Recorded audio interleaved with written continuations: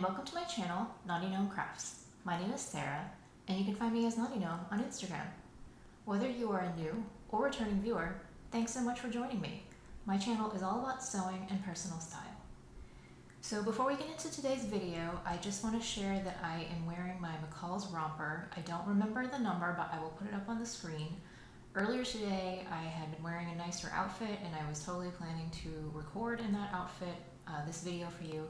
But it is really hot outside and inside my house, and so I just changed into the romper so that I can be cool and comfortable while I record this video.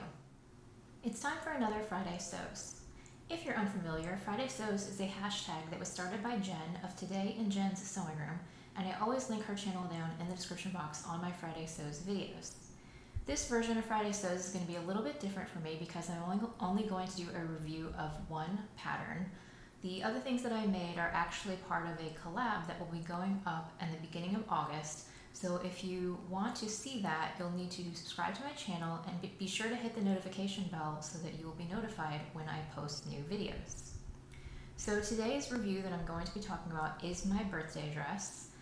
I bought some Liberty of London Tana lawn fabric, and I wanted to make the new look 6692, which is this design right here, and I made the view that the model is wearing, view A. Now, I was worried earlier at the beginning of the week that I was going to have to come on for the third week in a row and tell you that I tried to make a dress that was a fail, but I managed to save this one in the end. So spoiler alert, I'm really happy with how it turned out. So let's just get into the details. First, I'm just going to tell you a little bit about the fabric.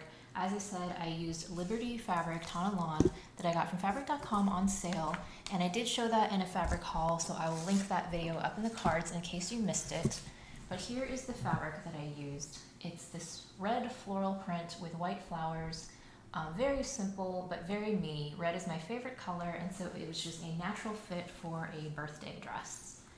I haven't sewn with cotton lawn in a really long time, a number of years, and I'm not really sure why. I'm not against cotton lawn. I think maybe I just kind of forget about it as far as a fabric that I could purchase.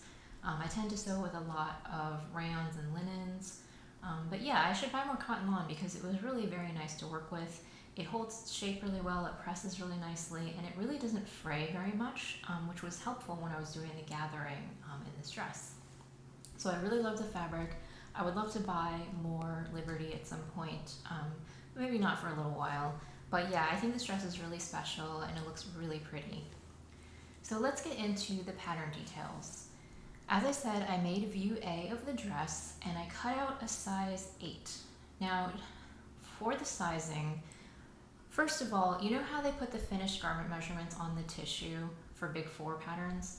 I find that incredibly annoying. Why can't they stick it on the pattern envelope or at least put it in the instructions? Like when you have to unfold all the different tissue pieces to get the finished bust, the finished waist, the finished hip, you have to look up all those different pieces to get that information. It's just a huge pain in the neck, and I don't understand why they do it that way. But that's just a little rant that I wanted to get out of the way. So back to those finished garment measurements and how they kind of tripped me up a little bit. So on the pattern piece here, the finished bust measurements for size 8 is 34.5 inches. So if I were just looking at this, critically without anybody else saying anything about it, I would think that it's maybe a little bit too big and I should do a small bust adjustment. My bust size is 32 inches. So left to my own devices, I would have done a 1-inch small bust adjustment. Especially because the style of this dress, like the bodice looks like it should be pretty fitted, and then you do have the elastic panel in the back that kind of brings it in. So, and like in my mind, this dress, the bodice of this dress is meant to be quite close fitting, so I would have done a small bust adjustment. However, what it says here on the tissue is it says total ease above body measurement is approximately 3 inches.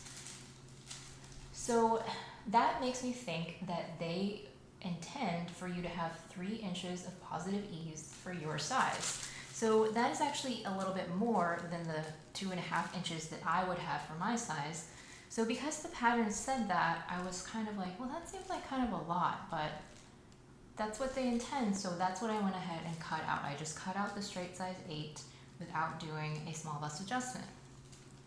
Well, fast forward, the bodice was too big. Like, it was like way too big. Like, I made the entire dress and I tried it on in several different stages, and every single time I was like, this voice in my head was telling me that it was too big. But like, I don't know, I'm just really good at ignoring that voice sometimes. So I got all the way through the entire dress. I made the whole dress and I tried it on, finished, and the bodice was like slipping off of my shoulders. It was just too big, so that was extremely frustrating. And I totally blame the pattern, because I would have done a small bust adjustment if the pattern hadn't said you're supposed to have 3 inches of positive ease. The only thing that I can figure out is that maybe they're just giving you an average, they're saying 3 inches of positive ease for everybody, every size. And I'm not saying I'm an expert, but my understanding from when I did knitwear design is that different sized humans need different amounts of wearing ease. The smaller you are, the less wearing ease that you need. The larger you are, the more wearing ease that you need. And maybe this 3 inch number is just the average, like the size in the middle, that's how much wearing ease they should have. And I don't know. Otherwise, I just don't even know why they bother putting that on that information on the tissue, because it's not accurate. So I found that incredibly frustrating. Please let me know in the comments if you've ever been tripped up by a Big 4 pattern that does this. I want to say that this has happened to me before. I think that I might have done a simplicity pattern once that was like a knit dress or something, and it also said I needed, a bunch of positive ease, and then it turned out huge. So that was just my little rant, or I guess my second rant of this video, because I don't know why it says that, and I just found that very frustrating. But we'll just get into some more details of the pattern, and then I'll tell you how I fixed it at the end. So this dress, very interestingly, looks like it has a sheared panel on the back. And it's in the center here, but this is actually not shearing. This is made with 1/4 inch elastic, or it might be 3/8 inch elastic, I forget, but I think of them in my brain as the same, but narrow elastic through here. And when I tried to make the Simplicity 9141 dress, the instructions for that one say to put bias tape. You're supposed to sew bias tape to the back and then thread the elastic through the bias tape, which I just found incredibly fiddly and annoying, and that's why I didn't want to do it. This is different. This actually here's the back bodice piece. As you can see, it's long, and what you actually do is you fold it in half like this on the fabric, and then you stitch these casing lines all the way down the panel, and that's actually how you create the elastic casing. So I thought that was really an interesting way to do it, and a nice alternative to shirring. And I quite liked the way that this was done, and I would consider using it again in the future, because I just think that's a really good method. And as I said, it pretty much looks just like shirring. Although it's not super tight to my body. I don't know if some of it is because the bodice ended up too big, but when I wear it, there is a little bit of a gap back here. It's not super close, but I'm just not sure that that's the fault of the elastic panel. I think it might just be that the bodice is slightly too big for me. Now, this dress is supposed to have a side zip on the left-hand side, and I omitted the zipper, mostly because I tried it on a million times and I knew I was going to be able to get it on and off without the zipper, but I don't really advise doing that. I think that a normal proportioned person would need the zipper. I just didn't need it because there's not a huge difference between my waist and my chest size, and so I just am able to get it on and off without using a zipper. But yeah, if you have curvier proportions, I think that you should definitely put in the zipper. The bodice of this dress is fully lined, and I used a red cotton voile that I also got from Pepper.com for the lining. And another feature of this dress that I really like is the sleeve. So this I would consider to be like a nod to the puff sleeve trend without being super puffy, and that is perfect for me, because even though I think the puff sleeves are really cute, they just don't look very good on me. And so I like that this sleeve is slightly gathered at the sleeve cap, and then you have this elastic band, but it's not overly poofy. So I just really like that feature. I really like the cute little tie at the back, and actually the tie is sort of necessary because it helps to keep the dress on your shoulders.